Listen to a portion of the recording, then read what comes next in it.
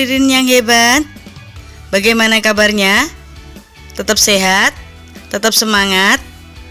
Jumpa lagi dengan Bu Ririn di mata pelajaran Akidah Akhlak kelas 7.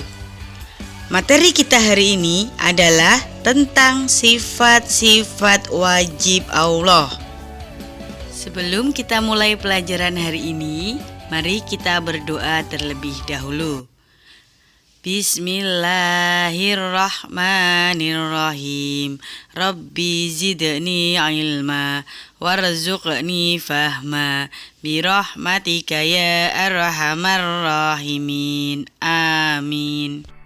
Sebelum masuk ke materi, kita harus tahu apa kompetensi dasar materi kita kali ini, yaitu menganalisis sifat wajib Allah beserta bukti, dalil, nakli, dan aklinya. Bagaimana? Sudah siap untuk belajar hari ini bersama Bu Ririn? Semangat ya! Disimak baik-baik materi hari ini.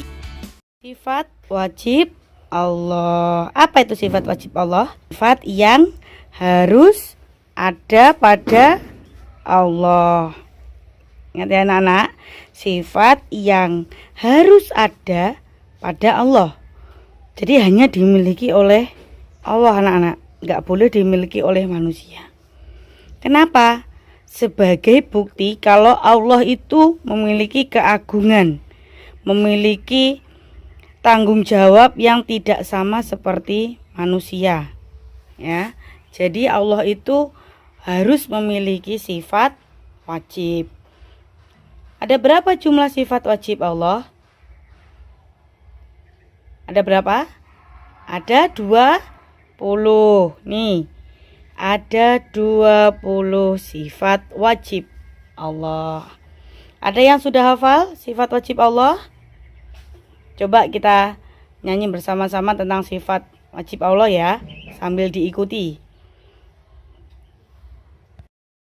Wujud qidam baqa mukhalafatul hawadisi qiyamuhu binafsihi wahdaniyah qudrat iradat ilmun hayat sama basar kalam qadiran muridan aliman hayyan sami'an basiran mutakalliman. Kemudian berikutnya adalah tentang pembagian dari sifat wajib yang 20 tadi. Nah, jadi sifat wajib Allah yang ada 20 dibagi atau dikelompokkan menjadi 4 bagian. Yang pertama adalah sifat nafsiyah. Sifat nafsiyah. Apa itu sifat nafsiyah? Sifat yang berhubungan dengan zat Allah. Sekali lagi, sifat yang berhubungan dengan zat Allah. Apa itu zat? Apa itu zat? Zat itu ya Allah. Jadi sifat itu yang langsung terkait dengan keberadaan Allah. Ada berapa? Ada 1. Apa? Yaitu wujud. Artinya ada. Kita ulangi ya.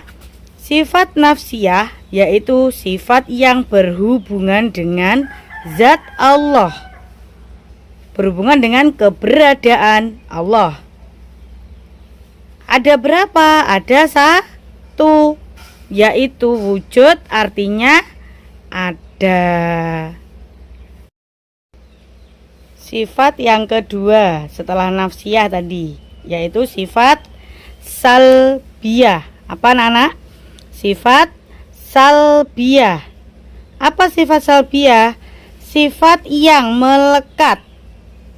Sifat yang melekat pada Allah. Apa itu melekat? Melekat itu sama dengan menempel, mengikuti, menetap pada Allah. Jadi sifat salbiyah ini yang melekat atau menempel pada Allah. Ada berapa jumlahnya? Maaf, ini saya keliru nulis. Ada 5. Ada 5. Apa saja sifat-sifat salbiyah Allah yang ada 5 itu? Yang pertama yaitu ada qidam. Apa Nana? Qidam.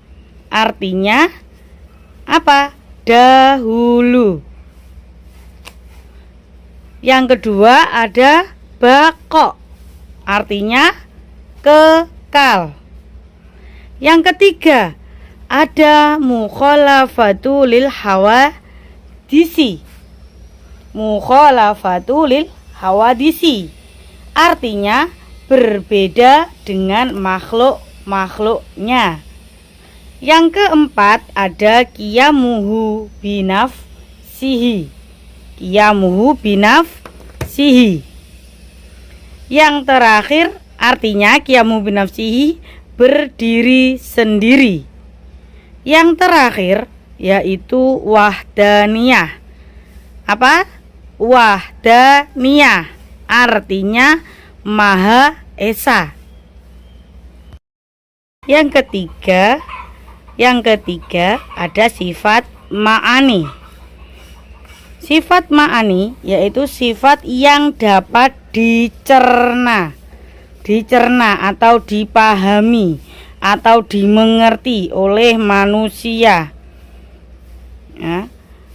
Ada berapa jumlahnya? Ada 7. Ada 7. Ya. Sifat ma'ani yaitu sifat yang dapat dicerna oleh manusia.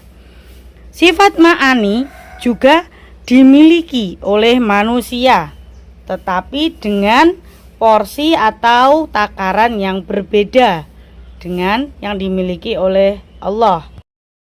Sifat ma'ani yang pertama adalah kudrot. Apa anak-anak? Kudrot. Kudrot artinya apa? Kuasa. Allah berkuasa. Kalau manusia juga berkuasa. Tapi kuasanya manusia dengan kuasanya Allah itu tidak sama. Kalau manusia hanya berkuasa sebatas kemampuan.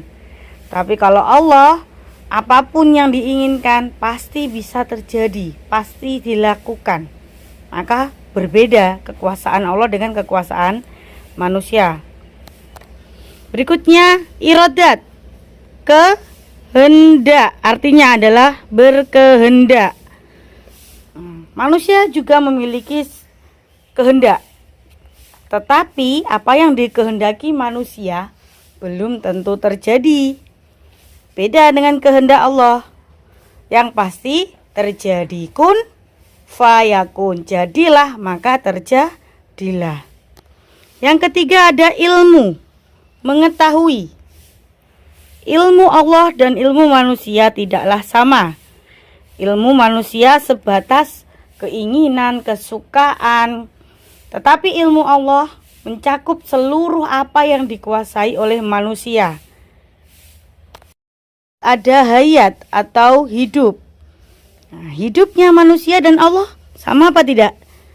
Tentu tidak sama. Kalau Allah ya, hidupnya untuk mengatur alam, mengatur manusia. Kalau manusia hidupnya untuk apa? Untuk menyembah kepada Allah. Berikutnya yang kelima ada sama. Mendengar. Tentu tidak sama dong pendengaran Allah dan manusia. Kalau manusia hanya mendengar sebatas jarak. Jadi kalau dekat ya bisa didengar, kalau jauh ya tidak bisa didengar. Apalagi kalau dalam hati manusia, tidak bisa kita mendengar apa yang ada dalam hati manusia atau pikiran manusia lain. Nah, kalau Allah mendengarnya itu jauh. Jadi tidak ada batasan ruang atau waktu. Bahkan dalam hati manusia pun Allah bisa mendengar. Apa yang dipikirkan manusia juga didengar oleh Allah. Basor, melihat. Melihatnya Allah dan melihatnya manusia juga tidak sama. Manusia tidak bisa melihat ketika dalam kondisi gelap, ketika terhalang oleh benda, oleh pintu, oleh tembok. Tapi Allah bisa melihat semuanya tanpa ada yang menghalanginya. Yang terakhir adalah kalam, berfirman. Bedanya ya, kalau manusia itu berbicara, tapi kalau Allah itu berfirman. Jadi apa yang diucapkan oleh Allah itu bukan perkataan tetapi firman.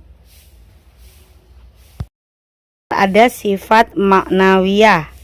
Apa itu sifat maknawiyah? Sifat yang berhubungan dengan sifat ma'ani. Jadi di mana ada sifat ma'ani, pasti ada sifat maknawiyah.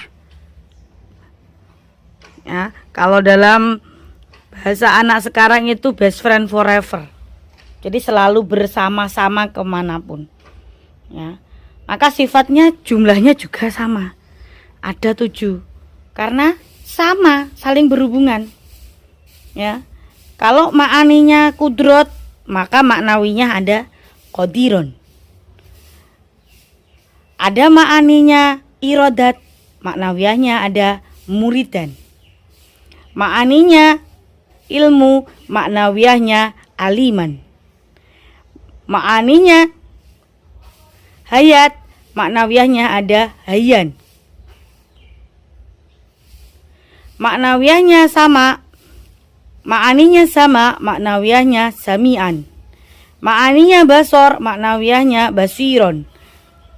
Ma'aninya kalam, maknawiyahnya mutakalliman.